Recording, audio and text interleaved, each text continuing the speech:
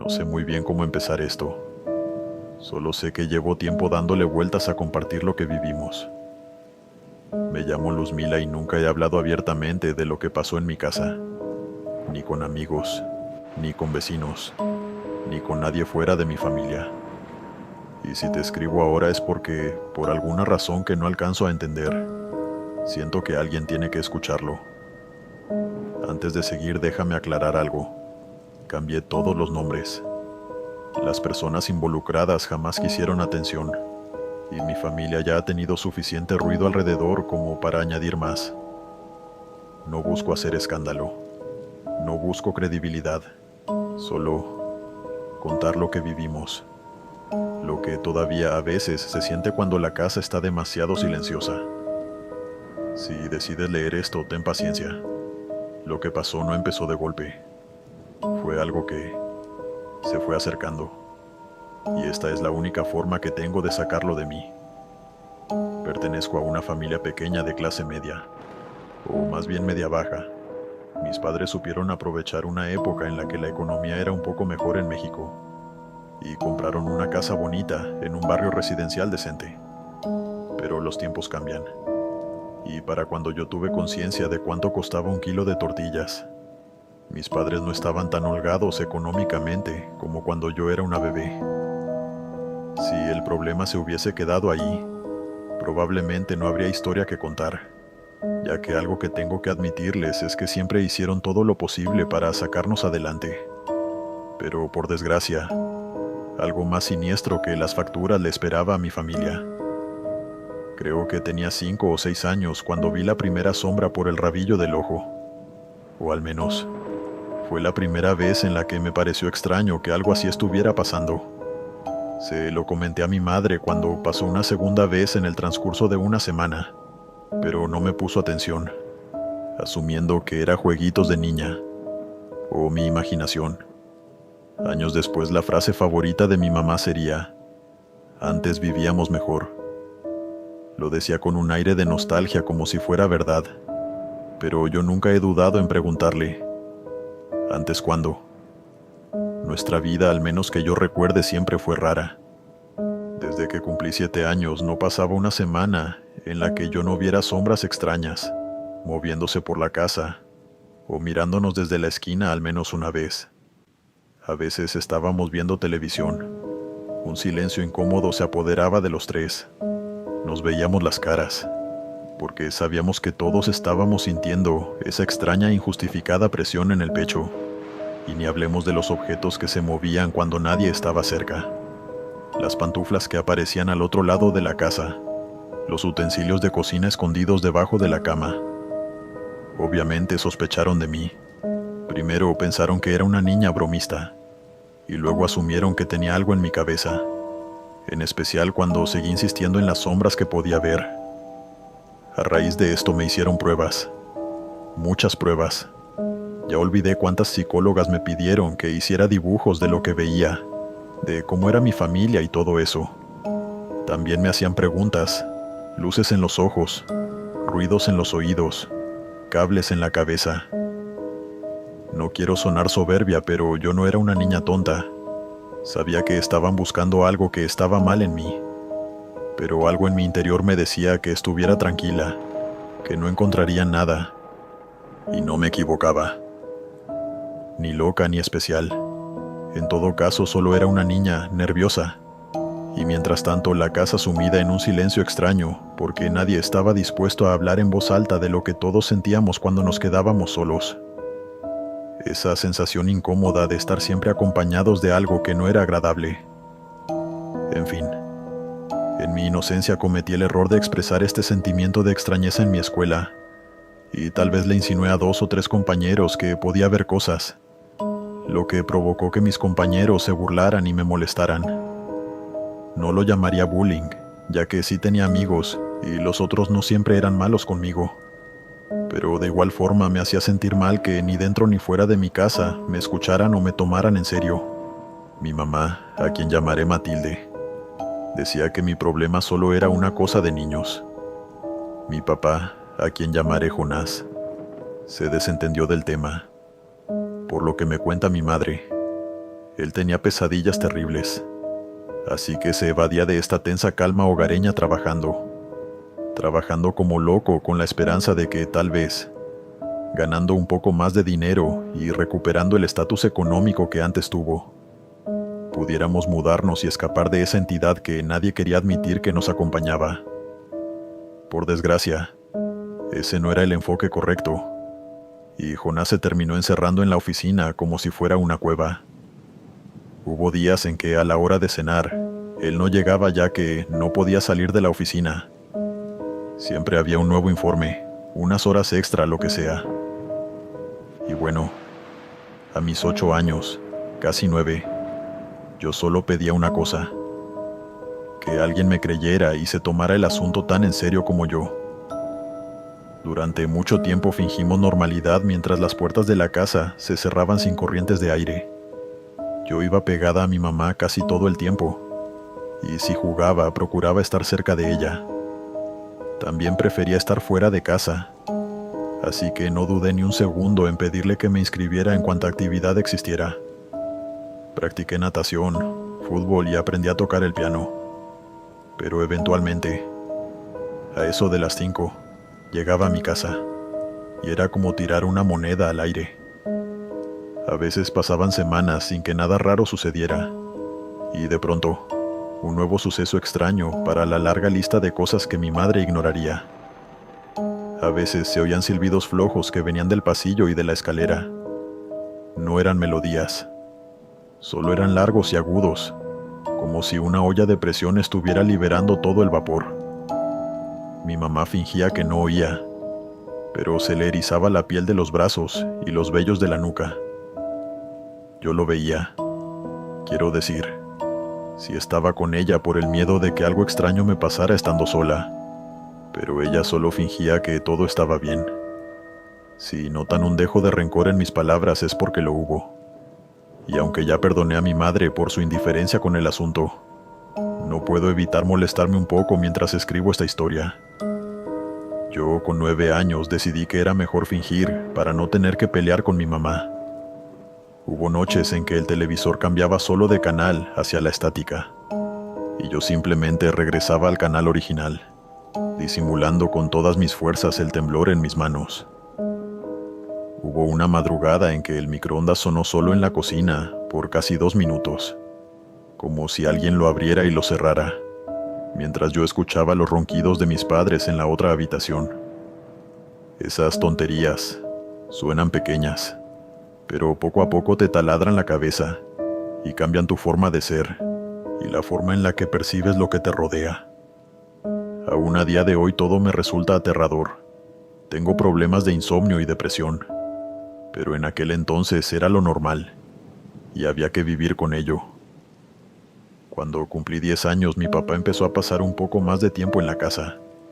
Le estaba yendo bien en el trabajo, y creo que estaban solucionando los problemas que tenían en su matrimonio. Pasa que un domingo cualquiera mis papás hicieron un almuerzo especial, y en la sala me anunciaron que iba a llegar un bebé a la familia. Mi mamá ya tenía 3 meses, aunque aún no se le notaban del todo. A mí no me salió la alegría completa. Es decir, sí, obviamente me alegré mucho y me ilusionó de tener un hermano o hermana, pero al mismo tiempo sentí algo de disgusto. No por envidia ni por celos, era más bien miedo. Atrás de la alegría inicial se armó un coro de susurros dentro de mi cabeza, porque de verdad sentía que no convenía, que mi hermano o hermana estaba en peligro inminente, y que tal vez no era el momento para traer un nuevo miembro a la familia. Puede que jamás fuera un buen momento, de hecho. Una niña de 10 años no debería estar pensando cosas así. Pero bueno, así pueden hacerse una idea del estado en el que me encontraba así a esas alturas, ya que no podía ni relajarme con las más mínimas alegrías, mucho menos con la llegada de un hermano. Pero bueno, ¿qué puede hacer una niña de 10 años con ese tipo de advertencias? Decírselas a sus padres como si ella fuera una planificadora familiar. Claro que no. Me mordí la lengua, sonreí, y ayudé a mi mamá en todo lo que pude durante los meses siguientes, haciendo un gran esfuerzo para no decir nada. cuando notaba la mirada de una de las sombras fija en el vientre de mi madre. 6 meses después, el 12 de agosto, mi hermana y mi mejor amiga nació. La llamaron Natalie, y era grande y con el llanto bastante fuerte. Todo en orden con mi hermanita. Recuerdo que cuando mi papá me la dio para cargarla, sentí un alivio enorme, al ver que todos mis pensamientos eran infundados, y que mi hermana no nacería siendo una especie de monstruo. Pero eventualmente esos pensamientos extraños, negativos, volvieron a mí, aunque cambiaron el tono. Ahora eran pensamientos burlones, como si algo dentro de mi cabeza me dijera que era una ingenua, por pensar que todo podía salir bien.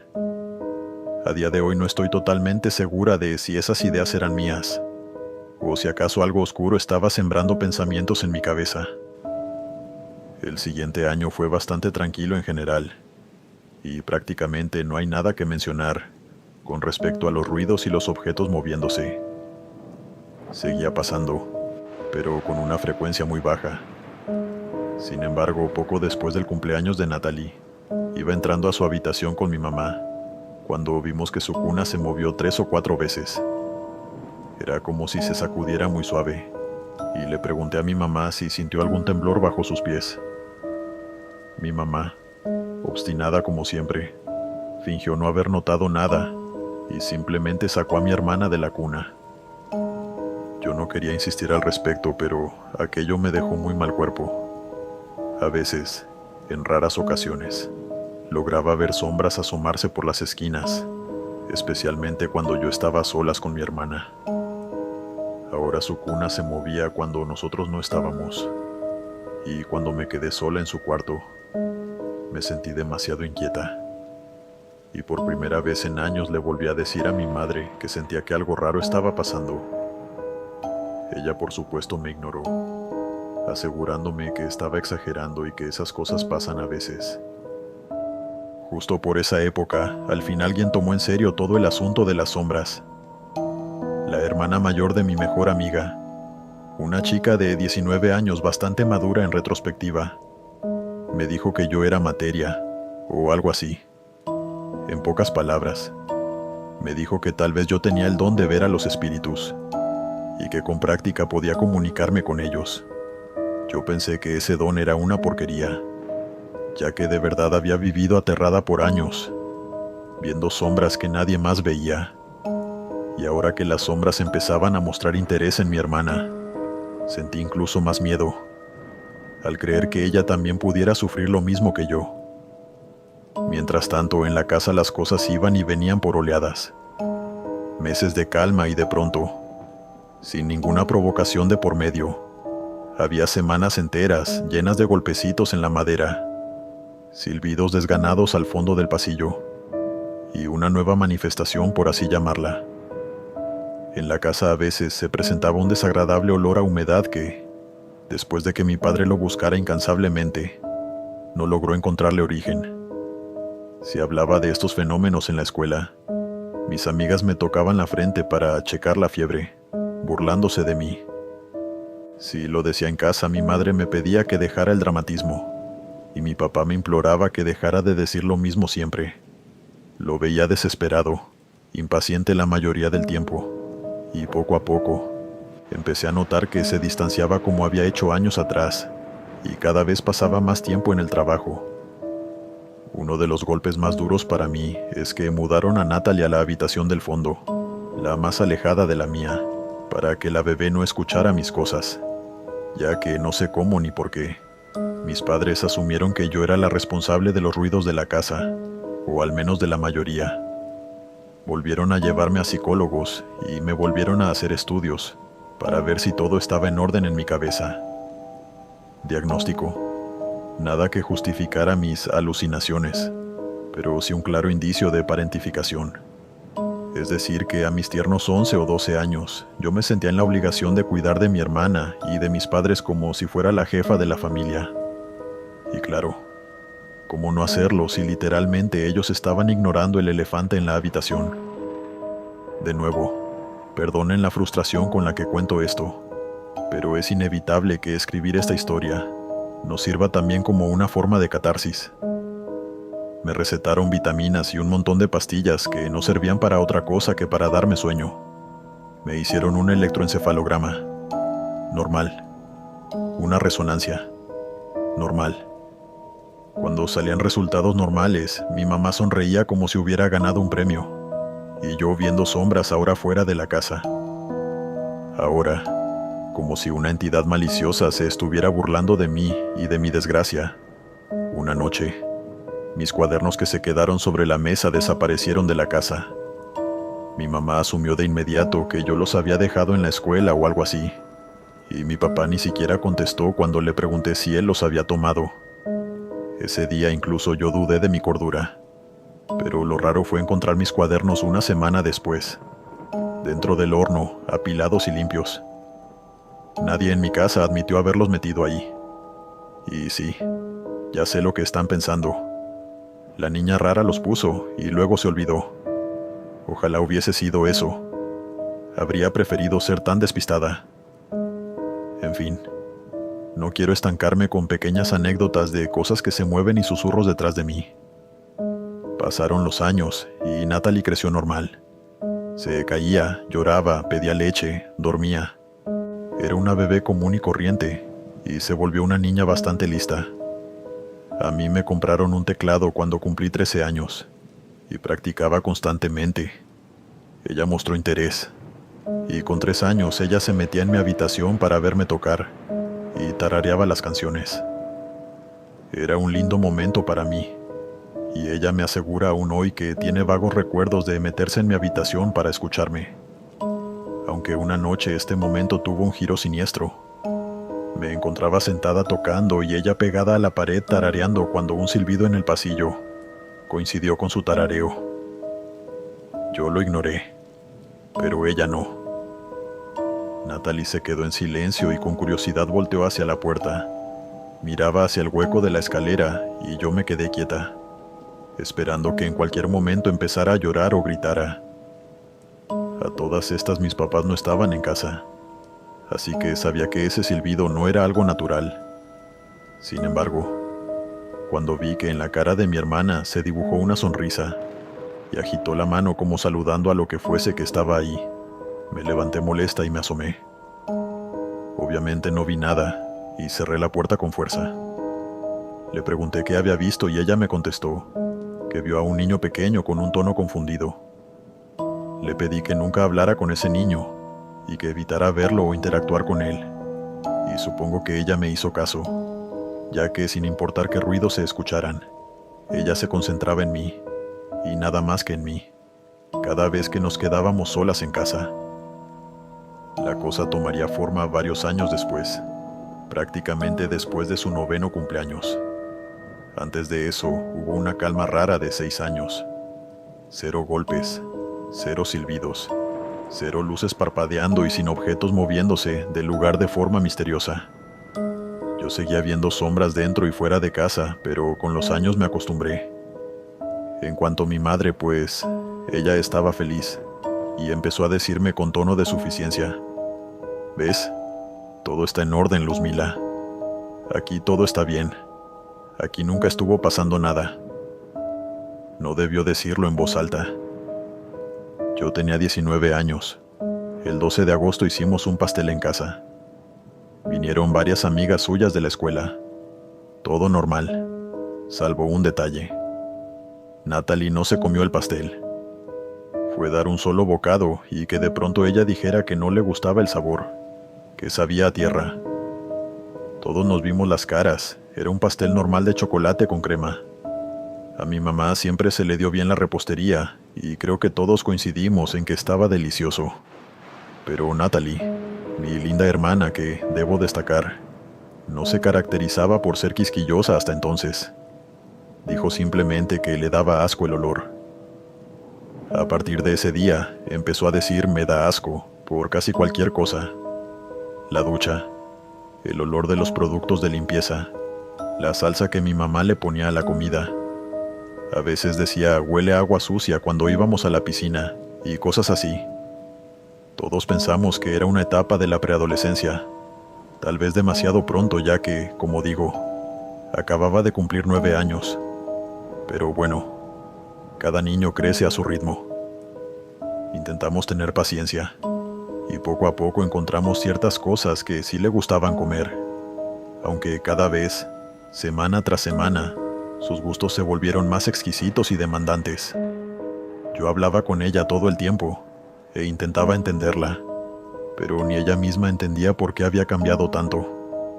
Una tarde me dijo, es que simplemente ya no me gustan los sabores, no sé por qué. Lo realmente preocupante empezó a mediados del año siguiente. Yo dormía para ir a la universidad por la mañana, cuando empecé a escuchar sus pasos sigilosos por toda la casa. Me di cuenta de que no estaba durmiendo. La atrapé en un par de ocasiones paseándose por la sala, y cuando la interrogué sobre lo que pasaba, ella me decía excusas como que venía del baño o que estaba tomando agua. Las primeras 2 o 3 veces le creí, pero al cabo de un par de semanas le dije que me explicara qué le pasaba, o que se lo diría a mamá. Ahí ella me confesó que estaba costándole mucho conciliar el sueño. Cuando le pregunté a qué se debía, me describió algunas pesadillas que estaba teniendo, y que le estaba empezando a dar miedo quedarse dormida. Era imposible que no le comentara esto a mi mamá, pero claro, para ella recibir esa noticia fue como recibir una patada en el estómago. Me dijo que seguramente era una etapa y que hablaría con ella, aunque creo que evadió el tema. Yo veía preocupada cómo Natalie pasaba las noches en vela, dando vueltas en la cama, y si acaso dormía 1 hora o 2 antes de levantarse. Empezó a tener ojeras pronunciadas, y lucía nerviosa. A todas estas noté que las sombras estaban un poco más activas, pero no quise hacer la asociación ya que no las veía en torno a ella, sino viéndome a mí desde los rincones, como siempre. Creo que estuvo así por unos 2 o 3 meses, hasta que al fin logró conciliar el sueño con relativa normalidad. Otro comportamiento extraño que empecé a notar, luego de que cumpliera 10 años, es que comenzó a hablar sola en el baño. Al principio pensé que estaba cantando o algo así, ya que siempre le gustó la música y de hecho la inscribieron en clases de canto, pero noté de inmediato que estaba hablando con alguien. Sin embargo, no sé bien qué decía, ya que no era mi intención espiar a mi hermana. Una tarde le pregunté con quién hablaba cuando estaba en el baño, asumiendo que estaba hablando por teléfono con alguien, y ella no quiso decírmelo. A todas estas, mis padres estaban más concentrados en su matrimonio fallido que en Natalie, así que sentí que era mi responsabilidad estar atenta a lo que pasaba. Le aseguré que podía confiar en mí, pero lo único en lo que fue clara, como si eso fuera a calmarme, era que no estaba hablando por teléfono con nadie, solo estaba hablando sola en la ducha. Estuvimos unos cuantos años en esto, y para cuando Natalie cumplió 13, comenzaron los cambios abruptos de humor. En un momento se estaba riendo y al siguiente lloraba o enfurecía. Mi mamá lo atribuyó a las hormonas y mi papá dijo que solo era la adolescencia. Yo, mucho más desconfiada que ellos, insistí en que buscáramos ayuda y al final terminé yo misma pagando la psicóloga, que nos dijo que era ansiedad.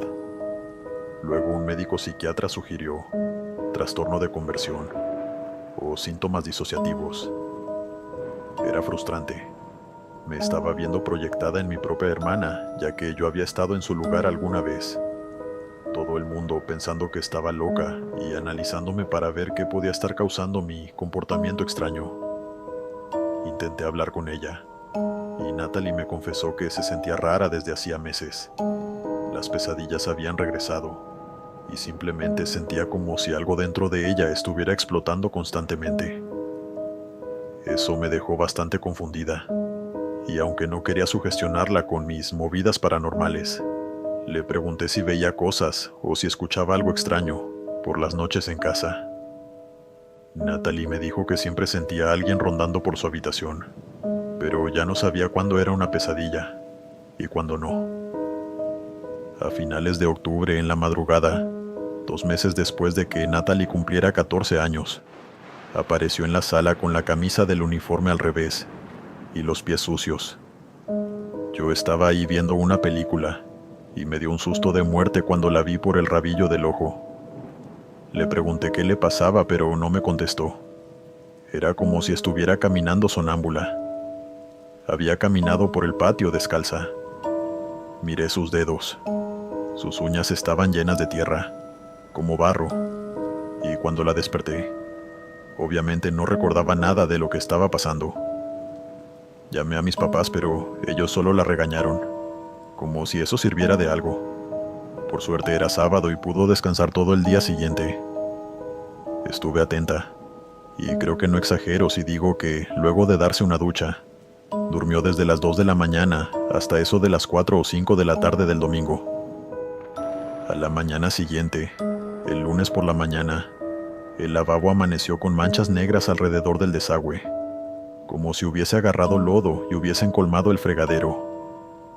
Nadie de la casa admitió haberlo hecho, y por supuesto todas las miradas se dirigieron a Natalie y a su breve episodio sonámbulo del día anterior. Pero esta vez estaba limpia. Otro misterio sin explicación para mi familia. Ahora, para serle sincera, no sé decir exactamente cuándo empezó todo a salirse de control. Hasta ese momento eran pequeñas cosas extrañas y aisladas. Pero de pronto, las señales y los sucesos en torno a Natalie se encrudecieron. Un día empecé a escucharla balbucear frases y las terminaba con palabras que no se entendían. Se reía sola cada vez con más fuerza, y cuando hablaba con ella muchas veces era como si no estuviera viéndome o no me escuchara. Volvimos a llevarla al psiquiatra y le recetó un montón de pastillas que tuvieron un efecto calmante, pero no resolvieron el problema. Dejó de bañarse sin que la obligáramos, asegurándonos que el agua le olía a podrido, y su cuarto se convirtió en un basurero.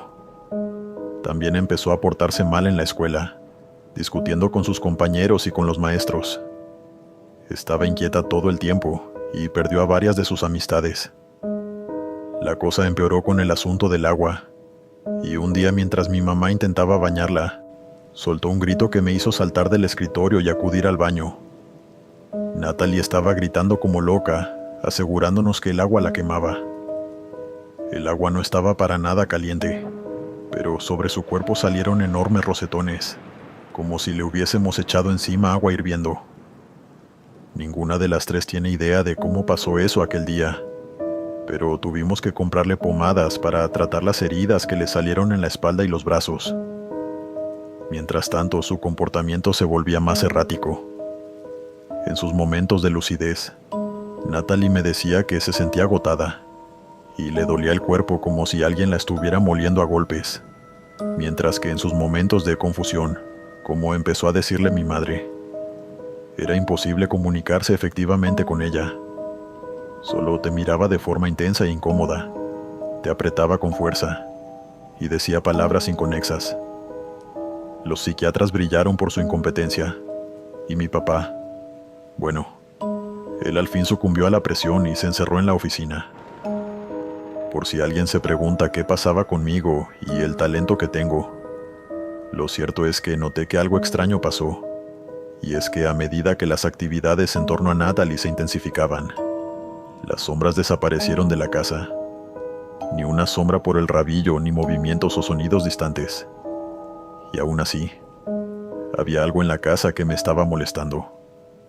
No sé si llamarlo presencia, ya que no era como si sintiera que alguien estaba ahí conmigo o algo así. Era más bien como si hubiese mucha estática en casa, haciendo que mis dedos hormiguearan. Todo esto acompañado de una incertidumbre extraña, que me hacía pensar que todo en cualquier momento explotaría. Sin embargo, me aferré a la idea de que todo aquello se debía a una condición de mi hermana, hasta que algo pasó a finales de enero, siendo el primer suceso sólido que nos hizo aceptar que aquello no eran solo nervios o un problema común. Luego de una siesta, a eso de las 6 de la tarde, el grito de Natalie me hizo saltar de la cama. Corrí a su cuarto pensando que había tenido otra pesadilla, pero cuando abrí la puerta la encontré despierta, exhausta, temblando, y ahí lo vi. Su brazo, desde la muñeca hasta el codo, tenía marcada la forma completa de una mano, pero no una mano normal, Era enorme, roja, inflamada, como si alguien mucho más grande que cualquiera de nosotros la hubiera sujetado con una fuerza brutal. Me quedé paralizada. No supe si gritar, llorar o correr. Solo alcancé a preguntarle quién la había tomado así. Y ella con la voz quebrada me dijo que no sabía, que solo soñó con una figura negra parada en la puerta, y que cuando despertó, ya tenía esa marca. Mi mamá no pudo decir nada. Mi papá llegó tarde, lo vio y se puso peor. Ni siquiera pensó en mi hermana. Pensó en lo que dirían en la escuela si alguien lo veía. Así que me exigió que borrara la foto que le tomé. Pero ese fue el momento en el que lo entendí todo.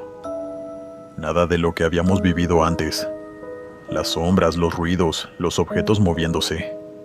Era comparable a esto. Esto era otra cosa. Algo que ya no se conformaba con asustarnos. Algo que ahora quería hacer daño. Y aunque yo aún no lo sabía, esa marca no fue el final. Fue el aviso de lo que estábamos a punto de vivir. Una noche que nosotros estábamos en la sala y el padre esparcía agua bendita, pudimos escuchar una voz provenir del cuarto de Natalie. Una voz muy gruesa, como si la dijera un hombre adulto. Le dijo exactamente estas palabras: "No gastes tu agua, padre".